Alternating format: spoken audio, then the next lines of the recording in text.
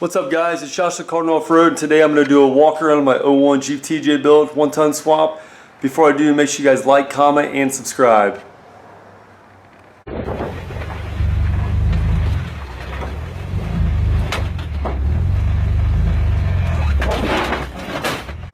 Alright, so I wanted this video because I'm getting tons of questions, comments, and just people asking how I did things or what brand of part I used.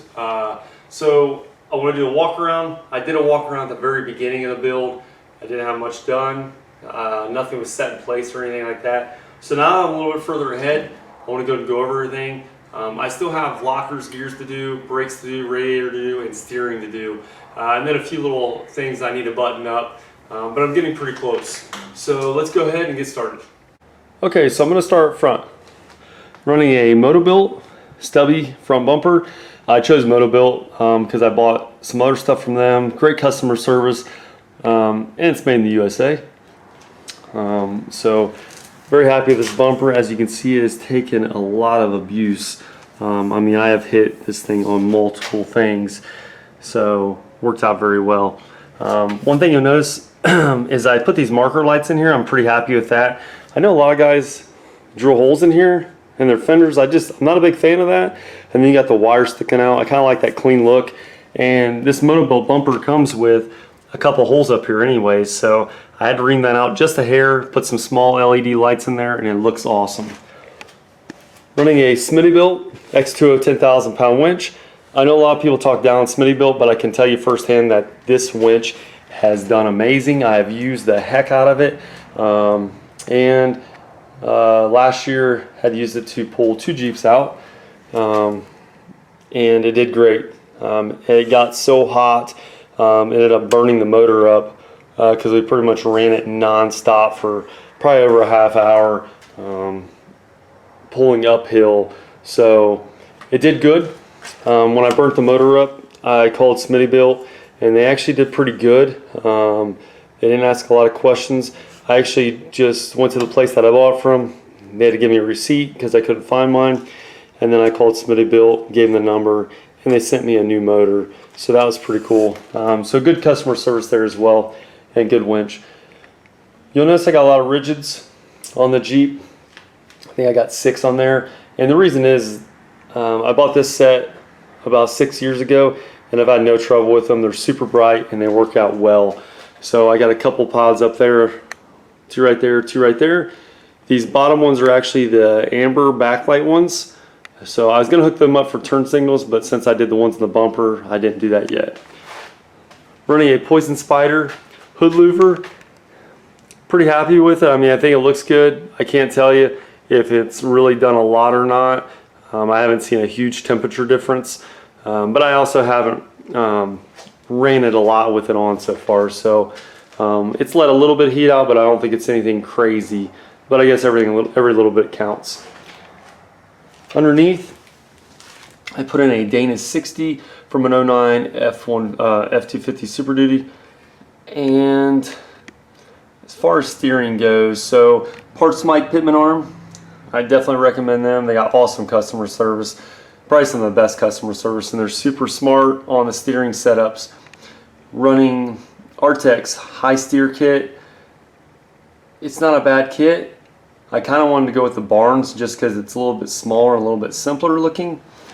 The Artex gives you a lot of choices, so you can run your tie rod drag length in multiple spots. The only thing I see happening though is when you get a lot of flex, if you run the tie rod up front top here or directly in front of the drag length, I feel like there's going to be a lot of binding right there. So I dropped mine down to this hole just to kind of give a little bit more space there. I'll try it out and see what happens. The nice thing is if I want to move the tie rod up, I can. Don't have to change nothing because it's going to be the same length. Wheels and tires, I went with Maxxis Razors 40 by 13.5s. I was going to go with Treps, but I want to try something different that I don't see a lot of people running. So we're going to give those a try. I went with Trailworthy Fab double bead locks and pretty nice looking wheels. the nice thing is too, if you get the wheels, they kind of give you a discount on the tires. They'll mount them, balance, send them to your house or wherever you need them sent to. A lot of frame work. So I have cut, and I've got my videos on there how I did the frame. I cut like all the way down here. I only left like a little bit of piece of stock frame, and mainly just because I didn't want it to do another curve. So I curved it up, brought it back down into that straight piece right there. I fish plated both ends, and then I built a complete new frame all the way down. So made some nice heavy duty mounts here for my lower 3-link. And I did that because it's going to take a lot of abuse. I'm going to run a completely flat skid plate, so everything is going to run right directly into that when I'm backing up. Coilovers are Radflow 2.0s. I've heard a lot of good things about Radflow, good customer service, and I've had to call them a couple times, and they do seem to be pretty good. So, so that no issues there. Inner fender, I made those. So I got a video on that if you want to check that out. They turned out pretty good. Pretty happy with them. I've made my coilover mounts for the reservoir. The hoops are from TMR. I got them coming up through the hood, and mainly just because I was trying to keep this Jeep low. So front fenders are Poison Spider Defender fenders. Defender fenders, yeah, I think that's right. Custom rock sliders, both sides made myself, welded all the armor together. So all this armor is seamless. This is all armor all the way up. It's all welded together, and you can't even tell. JCR half doors, I love these doors. I think I'm just going to sell my full doors, mainly because I don't want to have to keep taking them on and off. So very happy with those. Coming to the back, same thing, got the coilovers. These are TMR towers. I think these are the tall ones. So got them coming up through there. Running a Motobilt fuel cell. So Sterling rear, 10.5 axle, Artec truss. Also run the Artec truss up front, and the 3-link's all Artec as well. The 4-link in the rear is Artec. So cut the floor out pretty good. I had to do a lot of pounding on the tub because them upper 4 links are gonna hit. So I had to do a lot of pounding the tub, pretty much where the passenger floorboard is. So gonna keep the back seat. I'm gonna get a different one. So what I had to do in the back here is I didn't push my fuel cell back a little bit. So I'm gonna get a back seat that doesn't fold. Perhaps put some bucket seats back here, and then I'm going to make a brace up and mount them directly to the tub. So there'll be I'm not going to get any seats that fold down. There's another shot of the fuel cell. Now at first I wasn't able to use these brackets because I had the fuel cell up this way a little bit. I didn't like it, so I put the factory brackets on. I just had to change the bottoms a little bit. And then the issue I was having is running this Rockman storage tailgate, which is about 3 inches thick. It took a lot of space away. So it's set up pretty good now, though. I'm pretty happy with it. I'm gonna move the rear seat forward about an inch and a half. So got my Rotopacks mounted up. Got 2 Rotopacks on each side. I think out of everything I've done to the Jeep, that's the thing I like the most. I think it's just a cool, clean setup. And the way I did it is when I can put my back window on, I'm going to cut a couple holes in my back window, and they'll go on in between the Rotopacks. And then so I'll have a Rotopack on each side on the outside of when I got the top on. So it's going to look really cool. The rear bumper, made completely myself. And the biggest reason is because the back cap kits for these things are outrageous.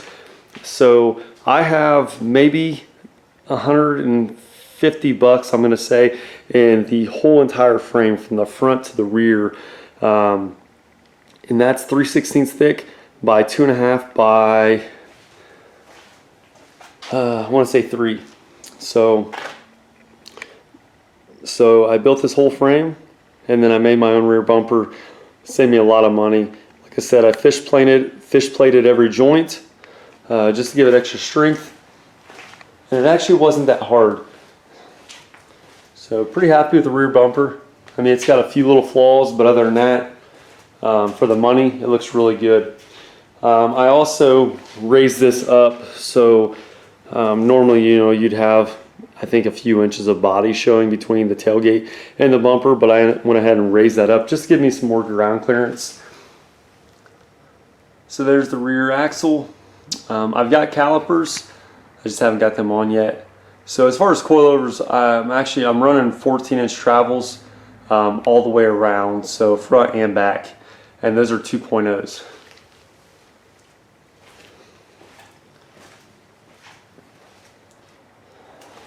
Underneath,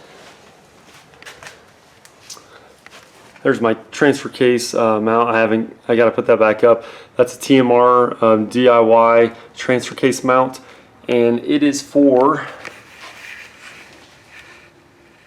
if you can really see it, it's kind of dark, the 241. So I did a 241 swap on this, which I'll have a video out soon. Got rid of the 231 that's sitting right over there. So that gave me a 4-to-1 ratio. And then I also did it with a flat skid plate. So I did a little cutting of the body, nothing too crazy. I got my wiring all done up, did new wiring, did some new connections. So I'll have that up soon if you want to do a 241 swap. Got me some lock boxes in the rear. These are Tuffy lock boxes. Pretty nice. It's just another good spot for storage, and it's kind of a dead place, so it's kind of nice to put something in there. Plus it gives you an extra spot for speakers. Poison Spider roll cage. I like the roll cage. The only thing I don't like is these bars back here. I wish they would have not put them crossways. Instead, I wish they would have went straight back. Because if you're a passenger back here and you're fairly tall, your head's right up in the roll cage. So that's the only thing I don't like about that.